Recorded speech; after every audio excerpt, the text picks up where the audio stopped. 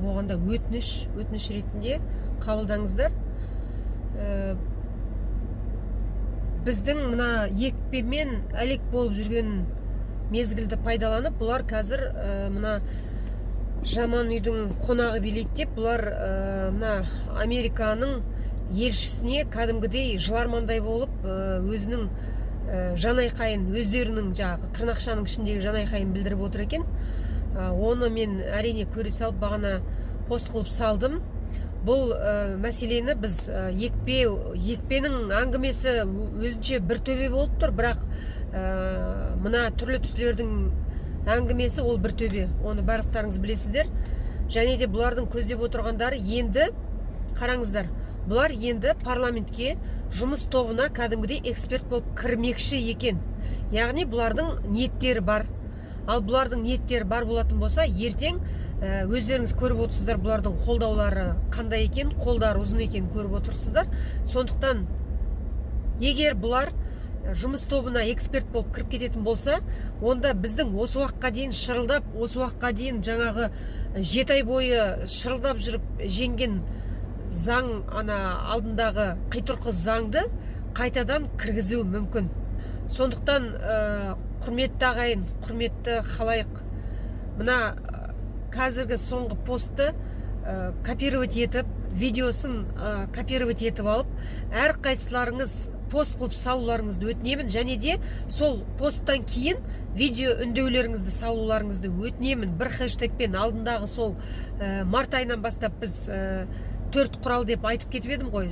Сол 4 құралды мен жаңада тағы да жазып кеттім. Сол 4 құрал бойынша түгел біз заң аясында күресуіміз керек.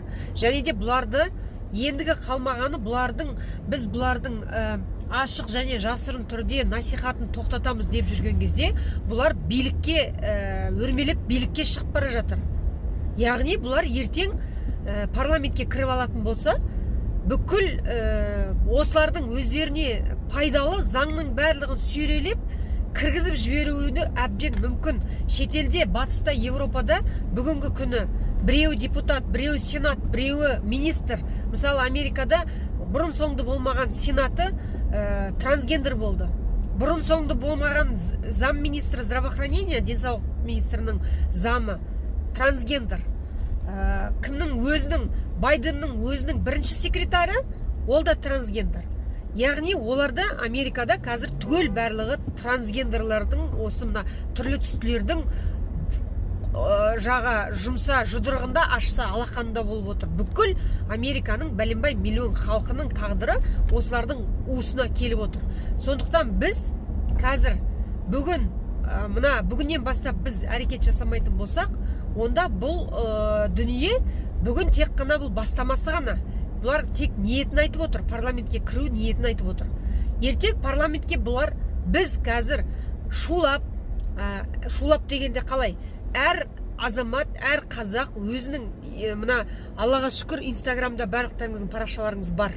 Барлықтарыңыз парақшаларыңыз мейлі 100 оқырманыңыз болса да, мейлі 5 оқырманыңыз болса да, мәселе санында емес, мәселе біздің көпшілігімізде. 5 миллион қазақтың 5 миллион парақшасы бар болатын болса, 5 миллионымыздың бір ең болмаса 2 миллионы салатын болсақ, бұл кәдімгідей күш, кәдімгідей біздің даусымыз естіледі. Сондықтан видео үндеудің ой, бұл ештеңе болмайды, болмаса опять-таки артында қорқақтық, жаңағы үркектік деген бар бізде. Жай ғана лайк басуға қорқатын адамдар бар екен. Өткен жолы мен бір кісілермен кездесіп қалдым қалада. Сонда менің парақшамды көріп отыр екен. Молодец, ой, қарындас, молодец, сізді қолдаймыз, бәрін жақсы деп. Бірақ лайк басуға қорқам дейді. Ер азамат. Өздеріңіз ойлап көріңіздерші, ер азамат маған менің парақшама лайк басуға қорқып отыр. Міне, до такой степени соншама қорққандары. Қорқатын ештеңесі жоқ. Сіздер мына видеоны салыңыздар парақшаларыңызға. Мейлі, тағы да қайталап атайым. 5 оқырманыңыз бар ма? 500 оқырманыңыз бар ма? 500 мың оқырманыңыз бар ма? Оған байланысты емес. Бастысы біздің санымыз, біздің қазақтың саны. 5 миллион қазақ, мысалы, Инстаграмда біздің 5 миллион қазақ тіркелген бар шығар. Бірақ соның ең болмаса 2 миллион халқы айтып отырмын ғой, әр қайсыңыз осы видеоны салып бір хэштегпен астына пост қылып салыңыздар, өздеріңіз ойларыңызды жазыңыздар. Одан кейін қазір мен бүгін мына постты салдым, осы посттан кейін мен тағы да видео үндеу саламын. Мен қазір мына жұмыстарыммен босалмай жатырмын.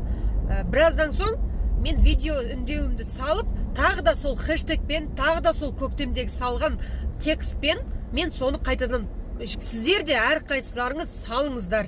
Мына хатты қайтадан жаңалап қайтадан жазып бастаймыз. Барлықтарың сіздерді де сұраймын. Көрдіңіздер ме? Бұлар жаңа айтып отыр.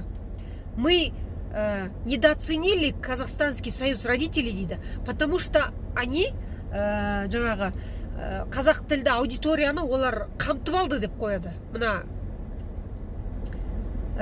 қадір кеткен, қадірсіз түрлі түсті мына жанар айтып отыр. Бұлар қазақ тілді аудиторияны қамтып алды дейді. Сондықтан бұлар барлығы жабылып бізге қарсы деп, ананың ана жилеткасына жылағандай, ана Американың елшісіне жылағандай болып отыр. Мұқият әр сөзіне мән беріп тыңдауларыңызды сұраймын. Тыңдап, қарап, әр сөзіне мән беріп, ойлана, зерделі түрде ой елегінен өткізіп тыңдауларыңызды сұраймын. Мына соңғы видеоны. Бұл енді ни в какие рамки дейді ғой. Бұл арғарай уже бұны өрбітпеуіміз керек. Қазір бұлар тек қана ниет білдіріп отыр.